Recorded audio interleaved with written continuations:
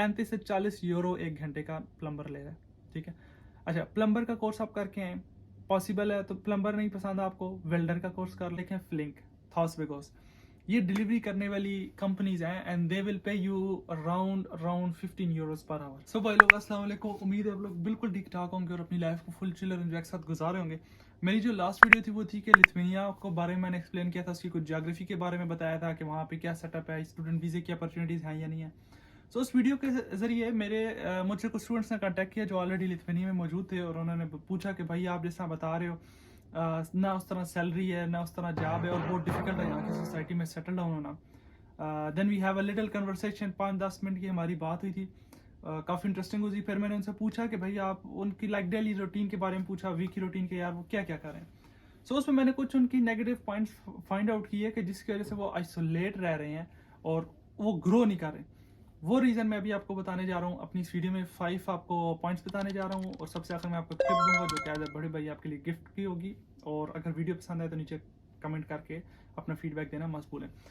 सो जब आप लिथुआनिया में या वट एवर किसी भी यूरोपियन कंट्री में आ रहे हैं, इवन आप जर्मनी फ्रांस में भी आ रहे हैं, लिथुआनिया में आ रहे हैं, इटली में आ रहे हैं, हम पाकिस्तान इंडिया बांग्लादेश हमारे माइंड में बना हुआ कि भाई Europe is like a heaven, इससे ऊपर की लेवल की कोई चीज़ ही नहीं है। तो सबसे पहले जब हम एयरपोर्ट के ऊपर लैंड करते हैं तो हमारा सबसे बड़ी जो ड्रॉबैक होती है वो ये होती है कि हमारी एक्सपेक्टेशन टूट जाती है, क्योंकि यहाँ पे आके आपको बहुत स्ट्रगल करनी पड़ती है, बहुत मेहनत करनी पड़ती है if you want to grow. So first 6 month का आपका जो टारगेट होना चाहिए, आपने ये काम मस्ट करने हैं अगर आप ग्रो होना चाहते हैं, नहीं तो 4 साल बाद ये वहाँ पे खड़े होंगे जहाँ पे आप पहले दिन खड़े। स्टूडेंट लाइफ की सबसे प्यारी जो बात है जो मुझे इसकी अच्छी लगती है वो ये है कि आप अपने लिंक्स बढ़ा सकते हैं। लिंक्स बढ़ाना इतना इंपॉर्टेंट है आपकी जॉब के लिए, आपके बिजनेस के लिए और स्पेशली आपने जब पेपर अप्लाई करने हैं उसके लिए। आपने आने के बाद अपने 6 महीने लिथुआनियन ज़ुबान सीखनी है, कोई और काम नहीं करना। 6 महीने लिथुआनियन ज़ुबान सीखनी है। आपने घर में जो बैठ के आपने टिकटॉक और आगे पीछे वीडियोस देखनी है, उससे बेहतर है कि अपना नेविगेशन ऑन करें और अपनी सिटी को एक्सप्लोर करें। थर्ड, यूनिवर्सिटी में आपने कोई क्लास मिस नहीं करनी, ट्राई करना है कि अपनी क्लास में 5 मिनट जाके पहले बैठ जाए। जब क्लासेस खत्म होंगी वापस भाग के घर नहीं आना, वहाँ पे जो आपकी लाइब्रेरी लेबॉर्ट्री है या जो आपकी सोसाइटीज़ हैं वहाँ पे जाओ, बेशक जाके वहाँ पे बैठ जाओ, खाना पीना है या नहीं सिर्फ पानी शानी लेके बैठो और आसपास लोगों को देखो और उनसे हेलो हाय करने की कोशिश करो। इस तरह आपके लिंक्स बनेंगे, लिथुआनियन फ्रेंड्स बनेंगे, जो कि रिजल्ट होगा वो लिथुआनियन फ्रेंड्स आपको हेल्प करेंगे। एक तो आपकी लिथुआनियन ज़ुबान को प्रैक्टिस करने में, आपको वो अपॉर्चुनिटीज़ देंगे, आपको एक्टिविटीज़ के बारे में बताएंगे, क्योंकि ये उनका मुल्क है, वो अपने मुल्क को बेहतर तरीके से जानते हैं। बजाय इसके क्या आपने अपने 4 लड़कों का टोला बनाए हुए देसी स्टूडेंट्स हैं, बस उन्हीं के साथ टाइम वेस्ट किए जा रहे हैं, कभी इधर जा रहे हैं कभी उधर जा रहे हैं। कोई ना उन 4 लड़कों को कोई एक्सपीरियंस है, वो भी आपकी तरह न्यू आए हैं, उनको भी कुछ नहीं पता, आपको भी कुछ नहीं पता, बस एक्सपेक्टेशंस बढ़ाई जा रहे हैं। उसमें एट द एंड आपको ड्रॉबैक मिलेगा। सो अपने फ्रेंड सर्कल में मस्ट लोकल फ्रेंड्स आपके ऐड होने चाहिए। मस्ट आपने फॉर एग्जांपल आपने कभी मैं लिथुआनिया से आगे मूव होना है, फिनलैंड, नॉर्वे, जर्मनी, सो 1-2 फ्रेंड आप उन मुल्कों के भी बना के रखें जिन मुल्क में आपने मूव होना है। That will be very very very helpful. अच्छा, उसके बाद आपने लिथुआनिया अपनी सिटी से जब आप बाहर निकल के जाएंगे तो आपने लिथुआनिया को एक्सप्लोर करना है। इसी तरह आपके लिंक्स बनेंगे, आप नए बंदों से मिलेंगे, आपको अपॉर्चुनिटीज़ मिलेंगी। सो ये आपके 6 मंथ का प्लान।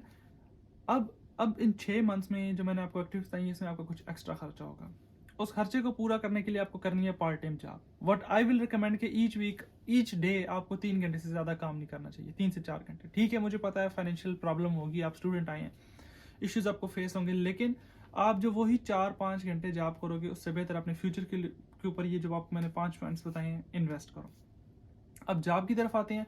स्टूडेंट्स ने कहा कि भाई यहाँ पे तो जॉब ही नहीं, 2 यूरो 3 यूरो डिलीवरी में पर आवर बन रहा है, आप किस तरह कहते हो कि 1500 यूरो 2000 यूरो बन जाता है। ठीक है, अभी लिथुआनिया में स्टूडेंट्स की बहुत ज़्यादा तादाद आ गई है और आर्ट्स जॉब करने के आपको पैसे उन कंट्रीज में मिलते हैं जहाँ की वेज हाई होती है। लेट सपोज आप, मैं जहाँ रह रहा हूँ नेदरलैंड की मिसाल ले लें, आप गूगल के ऊपर जाकर लिखें फ्लिंक, थॉसबेगोस, ये डिलीवरी करने वाली कंपनीज हैं and they will pay you around 15 euros per our. अब इन कंट्रीज में आर्ट जॉब करके आपको पैसे मिलेंगे, बट जो कि लिथुआनिया है, लिथुआनिया की क्योंकि मिनिमम वेज ही 700-800 यूरो के आसपास है, वहाँ पे आपको आर्ट जॉब करने पे कम पैसे मिलेंगे।